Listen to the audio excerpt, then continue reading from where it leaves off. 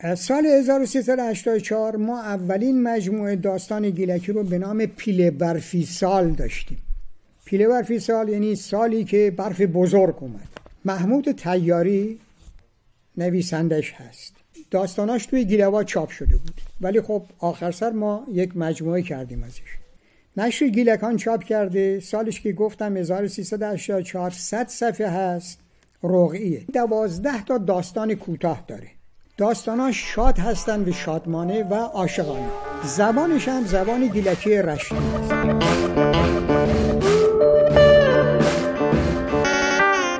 داستان دوم بنفشه گول هست، مال آقای محمد حسن جهری. این مجموعه 10 داستان هست، 72 صفحه و رقعیه و سال 1384 چاپ شده. داستاناش اجتماعی هست، یعنی غالب محتوای داستانها دردمندانه هست، زندگی امروز مردم گیلان هست، البته با یک مقدار بخش زیادیش روستایی هست. باز هم لهجهش لهجه رشت و خمام و ایناست.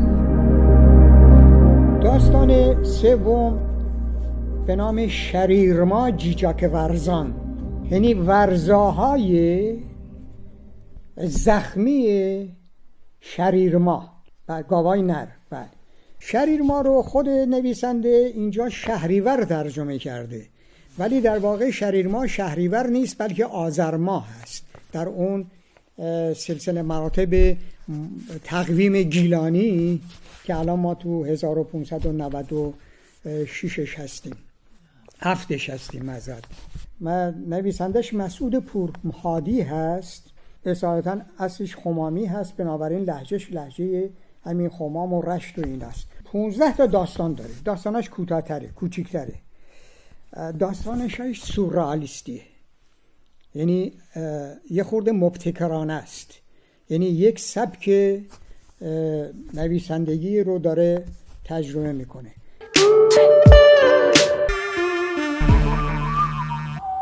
داستان چهارم داستانی هست به نام محتویات هر کدومم میگین؟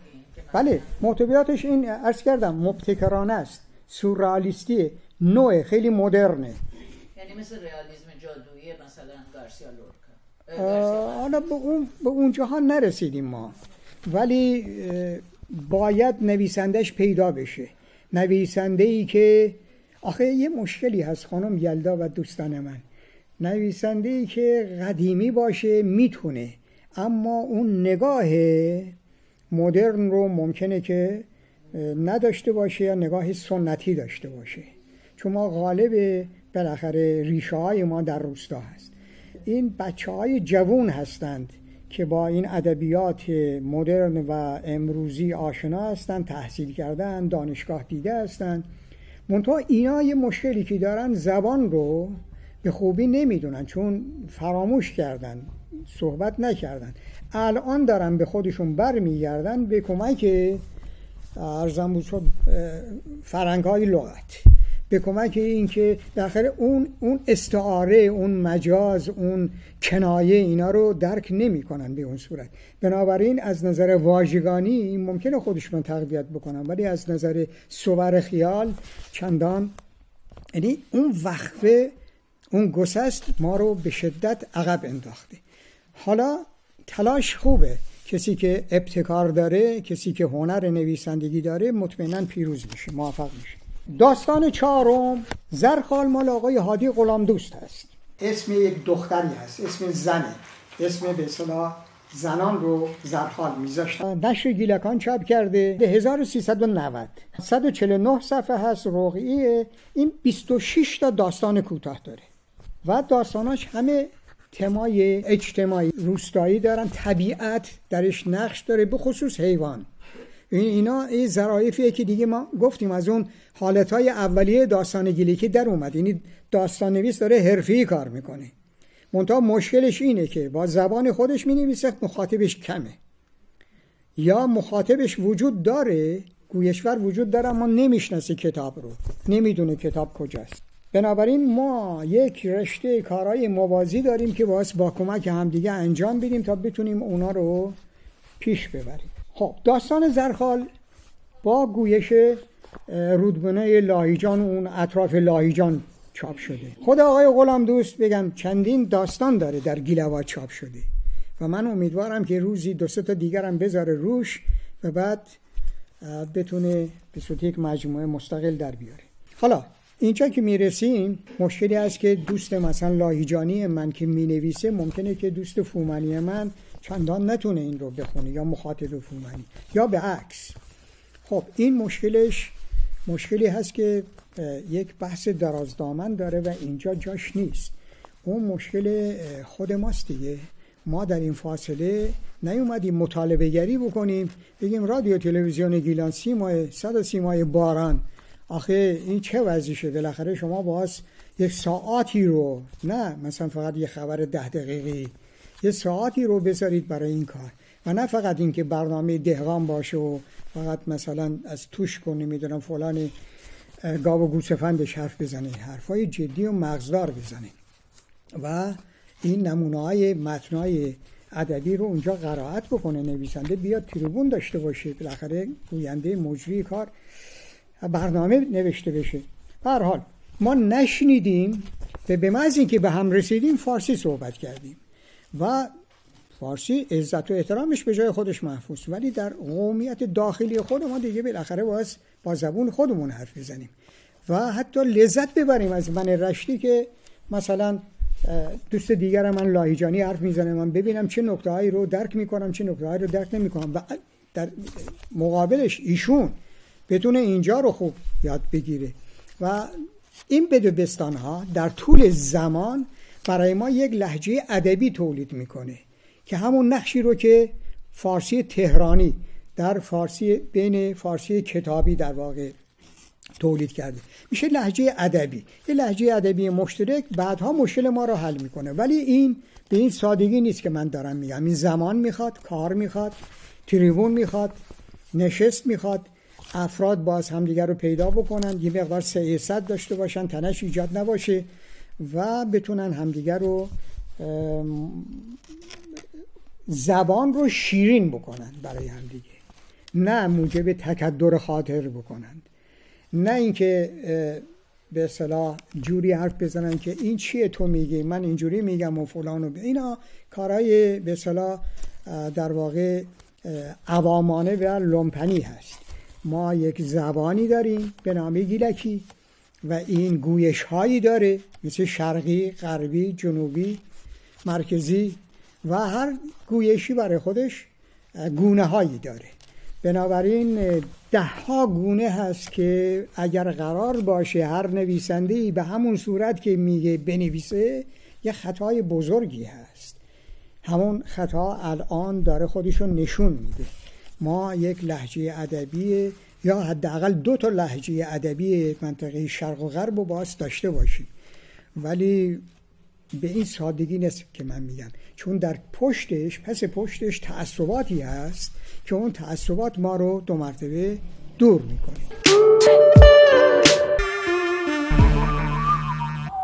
پنجمین کتاب به نام دلور باز هم مال آقای هادی غلامدوست هست. فرهنگ ایلیا در آورده، سال 1391 چاپ شده، 150 صفحه، قطعش رقعیه. این مجموعه 24 تا داستان کوتاه هست. واژه‌نامه داره در 10 صفحه و تمام داستاناش عرض کردن اجتماعی هست، تم روستایی داره، حیوان درش نقش داره، طبیعت، چون آقای غلامدوست به شدت از طبیعت متأثر هست. اون دلبر همون دلبر هست با تلفظ محلی خودشون. کتاب بعدی کتابیه به نام گل نرگس بو. گل نرگس بو یعنی عطر گل نرگس. اون مال خود من هست و همونطور که خانم یلدا اشاره کردن با نام میمپه جکتاجی امضا کردم اونجا. نشر گیلکان 1401 چاپ شده. معذرت میخوام، این 1394 چاپ شده ولی در 1401 تجدیدی چاپ شده، چاپ دوم شده.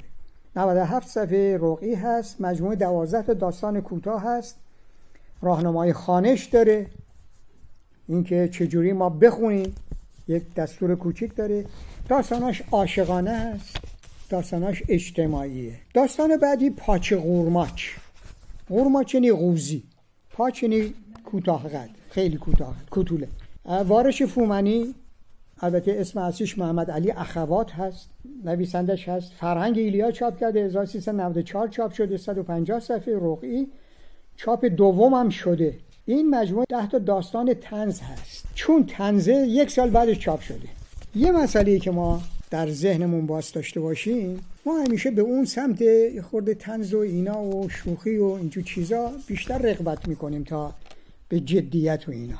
بنابراین همون بخت و اقبالی رو که این لودگی در صدا سیما باز کرده، ما باز یه مقدار از این پرهیز بکنیم. کما اینکه طنز اصلا لودگی نیست. طنز بسیار اگر درست به کار بره تلخ و گزنده است به واقعیت‌های اجتماعی و این داستان طنز است. داستان بعدی هست به نام نام‌آویر. نام‌آویر یعنی کسی که گمنام هست، کسی که به حساب نمیاد، فراموش شده است. مال محمود اسلام پرست هست که فوت شده. ایشون همون کسی بود که اون اولین داستانک رو در دامون نوشته بود. بنابراین اگر اون رو ملاک بگیریم، آقای اسلام پرست به عنوان اولین کسی که داستان گیلکی نوشته برای ما. این مجموعه 8 تا داستان کوتاه است. ویژگی داستاناش بسیار تلخه. داستانهای سیاه است. داستانهایی است که توده های بسیار بسیار پایینده است، با عشقهای ناکام و زندگی های بسیار شورانگیز زندگی میکنن و هیچ بهره‌ای نمیبرن و آخرش هم تراژدی. خوبی کار داستانهای گیلکی اینه که هر داستانی یا هر 2 تا داستانی یک ویژگی رو دنبال میکنه و میتونه تا حدی مخاطب خودش رو ارضا بکنه. داستان بعدی گولبهار هست که اسم یک خانمی هست، یک دختری هست. نویسندش علیرضا بشردوست هست.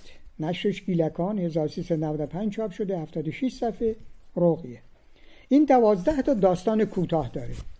یه واژه‌نامه هم داره و داستاناش همه اجتماعی هست و زنبوزران یه مقدار تم روستایی داره.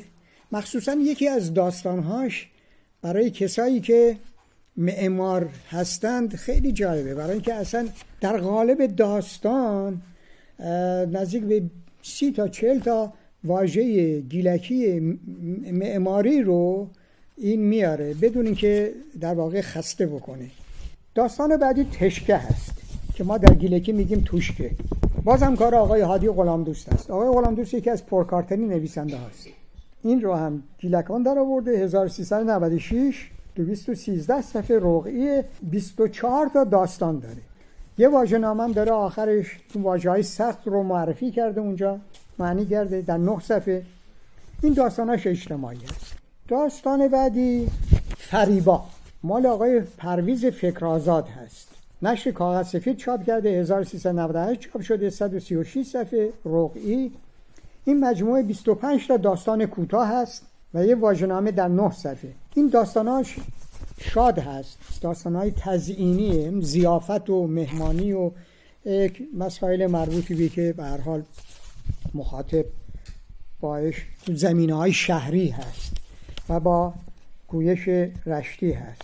12 ولگ که همون برگ باشه، بازم مال آقای هادی غلامدوست. آقای هادی غلامدوست 4 تا داستان از این مجموعه داستانا رو چاپ کرده و بسیار داستانهای خوبی هستن. لهجهشون لاهیجانی اطراف رودبونه اونورا و اینو فرهنگ ایلیا چاپ کرده سال 1400، 201 صفحه رقعی، 32 تا داستان داره و واژه‌نامه داره در 5 صفحه.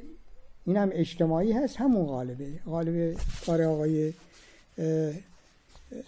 غلامدوست تو این زمینه هست. 2 تا داستان داریم. این 13 تا داستان بود که دوستان توجه داشته باشن که مجموع داستان هست که یک فرد صاحب به اصطلاح مؤلفش هست، به استثنای یکی که 4 تا داره آقای غلامدوست و یکی که 2 تا داره. پاچه قورماچ هم یک دفتر دوم داره که با اون اولی فرق میکنه. بنابراین اون رو هم میشه گفت که یک داستان مستقل که اونم طنزه و اون مجموعه 10 تا داستان طنز هست و این اولین مجموعه داستان ما که به صورت مستقل و کتاب چاپ شد از 1384 چاپ شد. بقیه دیگه سالهای بعد یا هر سال چاپ شد یا یه وقفه 2-3 ساله افتاد. 13 تا مجموعه داستان داریم ما و 2 تا داستان گروهی. فرد اومده از افراد مختلف جمع کرده و آورده و اونا رو هم براتون اینجا ببینم دارم. یکی هست دوارسی شو، یعنی شبی که گذشت. 2 تا از جوانای خیلی خوب علاقمند متعصب به نام آقای مهاجر معتمدی و میر عماد موسوی که هر دو تحصیل کردند، اون موقع دانشجو بودند، می اومدن پیش من و الان کار میکنن و اونا پیشگام شدن و این رو به اصطلاح در آوردن، از نویسنده ها گرفتن به عنوان نمونه آوردن. در اونجا داستان هایی هست با لهجه های مختلف. تا اینجا که اون 13 تا رو خوندم برای شما، فقط 4 تاش لاهیجانی بود، بقیهش رشتی بود و خمام و فومن و این دوره ورا با بیاپس غربی بود. در این دوارسی شو در واقع که مجموعه 25 تا داستان هست از 15 نفر، 25 تا داستان هست از 15 نفر، لهجه های مختلف هست. کتاب دیگه به صورت مجموعه به نام داستان های گیلان به کوشش آقای پرویز فکرآزاد هست. این جان نه گیلکی هست، منتها این ترجمه فارسی داره. اون پاچه قرماچ هم که هر 2 جلد گفتن طنزه، اونم ترجمه فارسی داره، بقیه ترجمه فارسی نداره و به نظرم ترجمه فارسی نباید بیاد. بله، ترجمه فارسی نباید بیاد چون بلافاصله مخاطب رو میبره تو بخش فارسی، میخواد از اونجا درک بکنه اون چرا که ابهام داره و در نتیجه بازم معطل میکنه، میشه دو زبانه. این داستان‌های گیلان تنها مجموعی است که در تهران چاپ شد، نشر شالی 1397 چاپ کرد، 216 صفحه، قطعش هم خشتی هست، خشتی کوچک هست.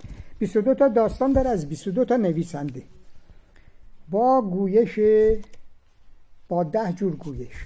البته اینو من خدمتتون عرض بکنم، این اساره برنامه آقای فکرآزاد هست در اون برنامه گیلقصه و داخل این از این 22 تا همشون داستان نیستن، برخی خاطره هستند، گزارش هستند و عرضم بزرگ شما خاطره داستان هستند یا به هر حال واگویه هایی هستند، اما توش داستان هم هست. از این زاویه من اینو توی اون مجموعه داستان ها آوردم. اما از همه جالبتر که من به شما بگم، بعد از این که بگم 2 تا داستان گروهی، 4 تا داستان به گویش گیلکی شرقی، 9 تا داستان به گویش غربی، یک رمان داریم ما، ماهپری، آقای احمد مرعشی، از آلمانی به گیلکی ترجمه شده. یعنی هنوز نویسنده گیلکی ما پیدا نکردیم که بخواد یک رمان به زبان گیلکی بنویسه.